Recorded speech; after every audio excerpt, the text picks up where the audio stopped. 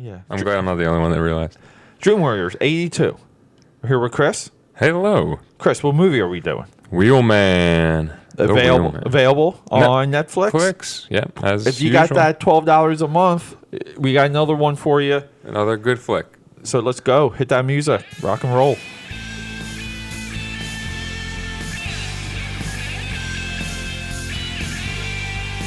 Oh my God. Intro hell again. We need a chalkboard to mark the episode and to indicate how many intros we record per episode. Yeah. To see if we can top ourselves. Yeah. Because we do accumulate quite a few. I've been debating on doing the intros post music. Okay. So like it would the music would lead into the intro. Yeah, like so the final music, like at the end of the episode, would lead into the intro outtakes. Okay, I like that. Like kind of like how you did for the Super Bowl parade. Yeah, exactly. Day. Yeah, you know what? Let's experiment with that on this one. Okay. Let's do it. We'll do that. So everyone, towards the end of the episode, tune in for two things. Mm-hmm. Stay connected for Chris's 30-second story.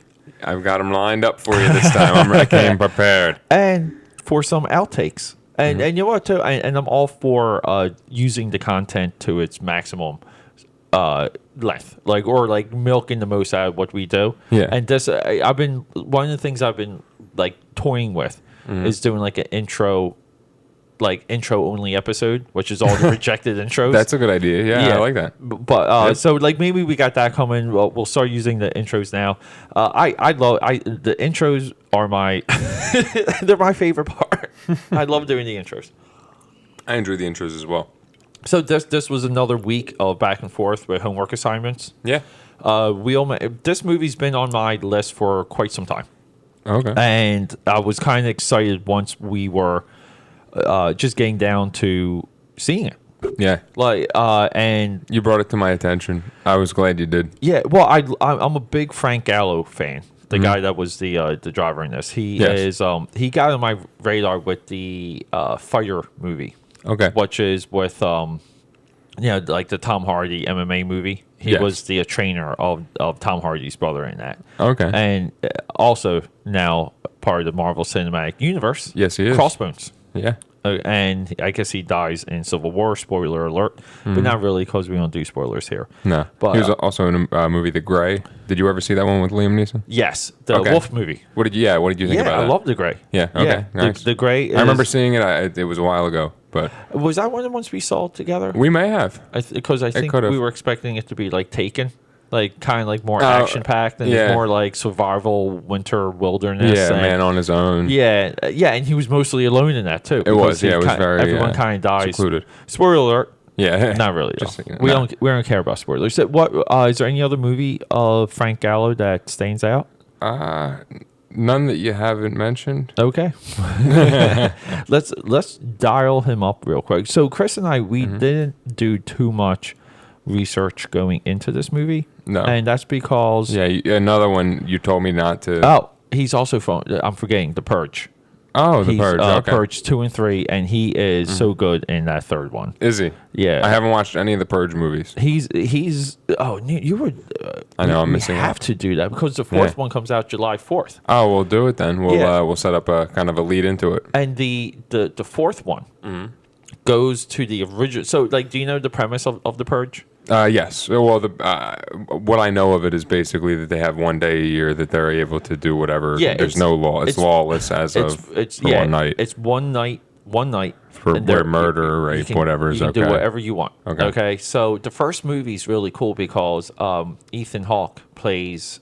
He's like a contractor. He's a security contractor, and his company protects homes during the purge. Oh wow! So they have like the lockdown doors. Yeah, they lock down the doors. They have like security cameras, and they're fortified. So obviously. If you see the trailer for the first one, they let someone in. Oh, okay. And that's where, and then the house becomes a target. Oh, okay. So it's like it's a strict survival horror or survival thriller movie. Okay, yes. Like one location, and then the second one, what they do is they get into more of the politics. Okay, and you get to see kind of like how some of the mechanics work within like a city. with the purge. So they escalated it, and then the second one's kind of cool because it hints at this like revolution. Like there's people who don't want the purge. They're trying to put politicians in place to get rid of it. Okay. Yeah. The third one is a politician that's being elected that does not like the purge. Oh, okay. Okay, it's a woman. Okay, like hashtag Hillary. Okay. Yeah. Hashtag. Yeah, and I'm with her. And she's like super hot. I don't even know who like plays her, but she's just insanely hot. Okay, and Frank Gallo is one of her like security officers that protects her because she obviously becomes a target for the purge. The purge, okay, of course, yeah. So the fourth one. So like that thread, they can only. It's almost like you would expect the fourth one to chip away at the purge again, like to do more with the revolution and these other things. But they're doing something like interesting. The fourth purge now is the first purge. Oh, okay. Okay, so so it came full circle. They're going back. They're going back, and they're going to show you like the first night of the first purge ever. So the promo poster is like it's a white poster with a red Donald Trump like "Make America Great Again" hat. Yeah, and it says the first purge, and it says July 4th. Wow. But so they're invoking MAGA. With the advertising. I think I'm not against it. I think it's brilliant. I think it's eye catching. It's conversational. It is the whoever ad agency came up with that, like the Don Draper in that unit, earned it. Like they earned a paycheck with that. With that one. Yeah, with that big idea. But so so Frank Gallo is just a like I don't know how you would classify or describe his acting style. Like he's not intense. But he's kind of bro, and he's definitely macho. He does have a macho vibe feeding off of him. Yeah, but like you said, not overplayed. It's not like he's too intense. Yeah, it's not. He's not over the top. He's not. He's almost like a Liam Neeson from Taken. Yeah, how he's kind of just that almost like quiet snaps, like main of action type exactly. Thing. That's a good Steps comparison. up to the plate when he has to. I would say he's a sexier, younger, model-esque Liam Neeson. Yeah, definitely a more doable Liam Neeson. And way more believable in action roles than any Liam Neeson ever. Of course, yeah. Like, Come on. I'm sorry. Like, even Liam Neeson in Star Wars with the Force, you're like, okay. Like, I don't buy that you're a warrior. No, even though Jedi's aren't warriors. Sell it. Yeah, but I don't buy that you can kick some ass. No. Qui-Gon Jinn. Yeah. But yeah, so this movie. Yet they still milked them for how many Taken movies? So where it was unbelievable. I think three or four. 3 or 4, yeah. But then there was like spin-off Taken movies where it was Taken or it was Taken like there's one with him on the train. Like there's like a train one now, and then like they promoted The Grey like it was a Taken movie. Yeah, which is how we were like disappointed. Yeah, Taken has taken over. Hey, yeah. They all. But let's get to this movie. Okay. Jake Rush is the director. Jeremy Rush. So this is his first movie. Like he's done short films up until now. Yeah. Jeremy Rush is a part of young Hollywood. I mean, he's nearly 40 years old. Yeah. He's I just think this guy can go. He can go far. He can go hard. I'm very into what he's going to do next. Yeah, me too. Yeah, because he essentially made one hell of a movie that you and I both enjoyed. I loved. You enjoyed. Yeah. Well, if I can compare it to something, it took me in like the movie Collateral with Jamie Foxx and Tom Cruise, Michael Mann movie. Yeah. It's where it took place, primarily entirely in the car. I'd love one night crime movies. Yeah, one night, one location. Yeah, and there's another movie to compare this to that you and I haven't seen. Which one's that? Locke with Tom Hardy. Okay, we're already adding that to our list because I want to compare the two. Because so here's the thing: going into this movie, I only watched a little bit of it. Okay. So I had no idea that the premise was that he's in the car the entire time. Yeah. I only saw a little bit of Locke with Tom Hardy because it was available on Amazon Prime at one point. Never got back to watching all of that or like any of it. I maybe watched it for like the first 10 minutes, but I knew the premise for Locke was that he's in the car the entire time because a lot of people would be like, "Oh, he's so great, like in the car, like this is like real acting. He should be nominated." And I'm very interested in comparing the two movies now to just see how they handle the drama, the escalation. I thought this movie, even the times that he gets out of the car, the camera's in the car. Like the camera doesn't. Yeah, the camera doesn't leave the vehicle. The camera rarely leaves the vehicle, and a lot of times, the camera is attached to the vehicle. Like meaning that a lot of times when he's like spinning, when he his one friend gets killed in this, where he kills whatever, and he dumps him out of the car, like the camera's like on the bumper while he's like pulling away. It's really cool. I think it's really well shot. Yeah, it's technically this is a hell of a movie. Yeah, I just think the way they planned it out, like everything looks interesting, everything feels good, and it definitely has action. It hooks you from the beginning. The intensity of it builds, and it does pull you in, and keeps you on your toes of what's going to happen next. What were you? Talk to me about what you were expecting when you sat down to see this. Well, I was expecting initially with the title Wheelman, I knew it was going to be a crime-based movie. You know what I mean? Where the guy is a getaway driver. I figured it would be a heist type situation. Yeah. I was not expecting the turn of events that occurred there and after, where he gets this, and I like that this anonymous person on the telephone basically dictates his entire night. Yeah. And controls him. As soon as that started to happen, I was like, "Yo, this is going to be cool." That was like that was the hook, and it was. I just feel like that hook they should have advertised because the movie has enough turns after that, like it swivels enough to where they could have just been like, "Look, he's like this anonymous crime." He's very much like Ryan Gosling in Drive. Like they're the same type of character, but we have this outside entity now controlling his, and we all know who this guy is. And I think like even if they cut the trailer to highlight that, to like, who is he? What is his name? And you kind of like saw that in the trailer. Because I think that would bring more people into it.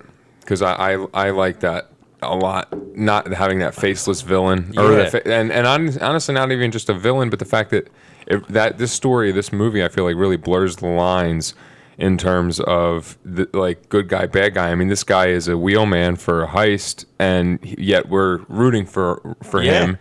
And so he is the protagonist, but still, he's a criminal. He's in the criminal underground.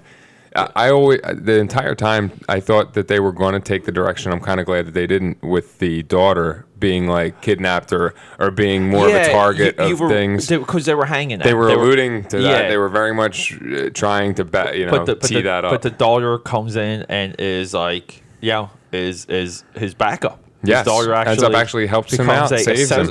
Becomes a accessory to crime, murder, robbery, Grand Theft Auto. The list goes on. Well, I tell you what, I love the scene with her driving. I think that builds the anticipation where you're not sure what's going to happen next. Yeah. It's kind of hanging at a crossroads on that point. At that point, and there was a little bit of the thing too, to where like she knows some of the techniques or ideas that he does to drive. But she learns from she's repeating some of it like back to him and things like that. But not an awesome car too. Shout out to Porsche, beautiful old Porsche. I don't even know what year it is, but it's nice old. That's one thing I did like about this movie too, because you kind of expect some of these movies that have like car envy, kind of like what Drive had car envy. This doesn't, but this has incredible vehicles, incredible cars. Incredible. Yeah, what was it? Shout out to BMW. M3 or M4, in the beginning, and then... Yeah, and it's Porsche. And it's Porsche, yeah. But, and I don't know, like I like seeing movies like this that it's a executed idea. It's a simple idea done very well. It's an idea that is thought out and is thought through. Everyone this year is... flocked to a movie called Baby Driver. Yes, I still have not. Okay, I would take this movie any day of the week over Baby Driver. Really? Like Baby Driver, I thought was just there was too much expectation with that movie. Yeah. And well, I thought it was definitely, even from coming from someone who hasn't seen it, it was definitely overrated. Yeah. Just going into it, I feel that way because everybody's screaming about it. Yeah, that was like you had to love that movie, and it's blasphemous if you don't like. And it's very weird when criticism gets to that level. I thought Baby Driver mechanically had it had bad narrative issues. Yeah. Had a very blurry, confusing ending. Very cloudy ending. It was weird. It didn't feel right how it ended. Yeah. And then like some of the action sequences were too filmmakery. Yeah. Like they were too, hey, we're gonna put it to this music and this and that, and it's almost like like you're not really picking great music either, and you're putting an action sequence now to music and like crap. Like it's just like you made a bet and you're losing your own bet. Yeah. And but I will say that when it comes to this style of movie, it's definitely like Wheelman and Drive. Like and I think one Drive being the nuanced version of that, and Wheelman being like a gimmick version, meaning the guy's going to stay in the car the entire time. Yes. And look, dude, it's a great genre. I think you and I can probably sit down and make a list of other like Wheelman type movies. Like technically, like Smokey and the Bear. You got like Gone in 60 Seconds, like both versions of that. Two Lane Blacktop. The list goes on and on. But this movie is a part of that. Like like your favorite one of these types of movies comes from personal taste. Yes. And that's what Jeremy Rush interjects. He interjects your opinion into where this ranks in the layer of crime movie it is. Like it's just your personal taste of how high on that list it is, but it's definitely on the list. But yeah. So how about what did you think of? So the one thing that occurred to me while I was watching this was the like we're kind of following multiple characters, but the camera's on one guy. Yeah. So how did you feel about the sound design and the voices on the phone and how like discernible they all were to where like you kind of knew who everyone was? Yeah.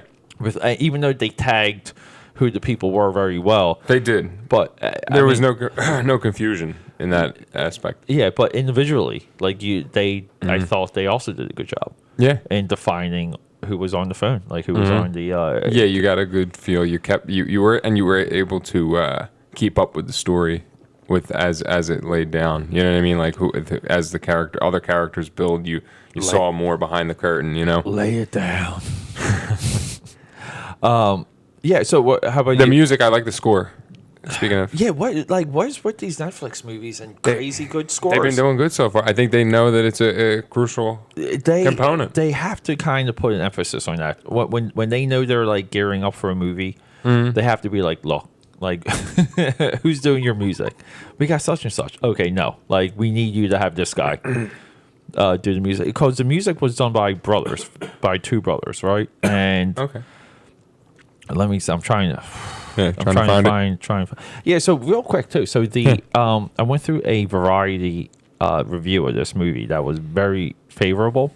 Okay. But at the end, it's like the guy, kind of like compares Jeremy Rush to John Woo, and the last line of this guy's review from Variety, and let's do a shout out to our boy in Variety here. Mm-hmm. Oh, John Layden. I'm pretty sure I do follow him already on the Twitter.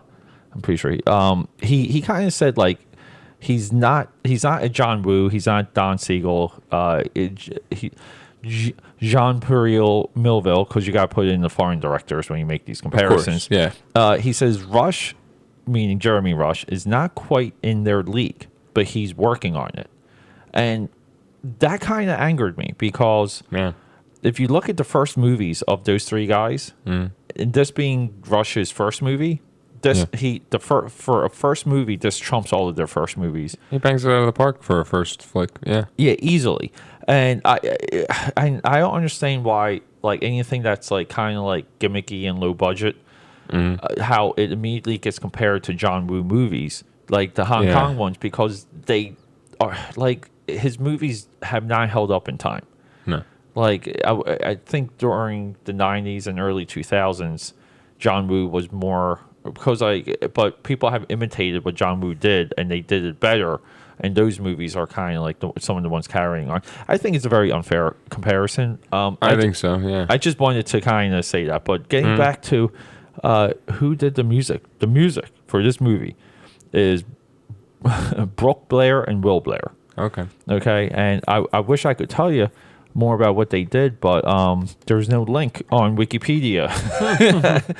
So well, I guess that's the end of that. Yeah, that story. Sorry, Blairs. Yeah. We would have gave you a better plug, but we were trying to. There's no info. Listen, you got to put yourself out there. Yeah. So, did you have anything to add? Like anything else to? Not really. I mean, I like the colors. I like the darkness of the movie. Real quick, I'm sorry. Go ahead. Yeah, of course. So Will Blair, okay. The music, dude. This guy scores good movies. He's Wheelman. I don't feel at home in this world anymore, which is a Netflix original, which we should do. I haven't heard that one. I got to add that to the list. Remind me to write that down. Blue Ruin, which we also should do, available on Netflix, because that is definitely a Chris Speed movie. And he did Green Room, which is another movie I think you would love. Dude, this guy scores good movies. I'm sorry. I just had to jump in there. Yeah. Wow, his IMDb. It's amazing there's no link for him on Wiki. I'm a little concerned about that. But anyway, but yeah, so jump into what you were adding. Sorry about that. Oh, that's all right. Where was I? You're telling me how cool I am and how much you enjoy doing Dream Warriors with AKAPAD 13 on Instagram. You didn't do any plugs. Not yet. Damn, kid. Not yet. You're I know. It's slow on the plug game today. Follow me on Instagram, DOCWATSO, DOCWATSO. On Facebook, Christopher Watson. Anywhere else you can find me. Good luck looking for me.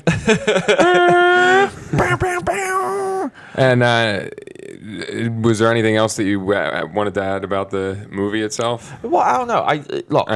I think this is another the Dream Warrior method of rating movies is watch it or don't watch it. And it's definitely a watch. It's a watch. It's a watch, and it's a watch again. I would rewatch it. I would kind of. It's definitely got the feel, it's got that movie feel, that dark movie feel where when I went to, that's what I wanted to say. When I went to watch it, I pulled my curtains, you know what I mean, darkened my room. Nice, yes. Went through the whole experience because it was a movie to, watch in a dark room where you're involved and you're eating popcorn and you're waiting. And speaking of that, speaking of dark movies, so we're at Dream Warriors 82 here, marching to 100. Yeah, getting there close. Yeah, kicking ass. We got Mark coming over later to do John Wick 1 and 2. Yes. So that darkness, that dark crime is you're going to lose your mind when you see John Wick. Yeah, because it is. I'm excited for John Wick. I'm excited for it. John Wick is made by we're not going to go into the names. I just wanted because I'm making a different point real quick. Yeah. Are two guys I spent a decorated career doing stunts in Hollywood. Yeah. So this shows you how talented some of these stunt coordinators are because these guys make John Wick. Okay. Yeah. And you're like, holy crap, dude. They not only understand everything that happens on set, but when you let them do their work, that is John Wick is just a story that they needed for these stunt guys to coordinate what they wanted to do. It's it's almost like their fantasy action scenes. And they wrap the story around what these fantasy action, which is very much like the formulation of The Matrix. Okay, yeah. Which is they've reverse engineered a lot of the stuff they wanted to do action wise and found these crazy explanations, and some of those explanations are, this computer generated world. But anyway, we're doing John Wick 1 and 2. Yep. I think this is a must watch movie. It's a double thumbs up. It's a 2 thumbs up and a boner. It's 2 thumbs and an eggplant. Yeah, eggplant emoji, eggplant emoji, eggplant emoji. Quoting the Pete Show, available now on Netflix. On Netflix. But so I don't know. Final words, Chris. 2.0 now, second time. Anything before we sign off? No, just follow me on Instagram, DOCWATSO. And if please, everyone, follow DOCWATSO right now. If you wanted me to finish off with a 30-second story. We will start the 30-second story Right now. All right, there's one time I went down to Landmark down by Glassboro, the college, and I was with a friend, and we went to go pick up on some girls. We were chit-chatting with some girls. I went to the bathroom, came back, some dude was sitting in my seat. Instead of punching him in the face, I punched the drink off the back of the bar. Nice. And was escorted. That was my glorious exit. Nice. Oh, and my buddy got the number, so...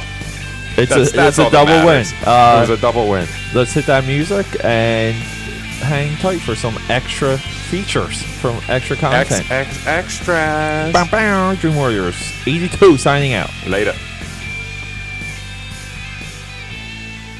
Let's do a test. Hello, test.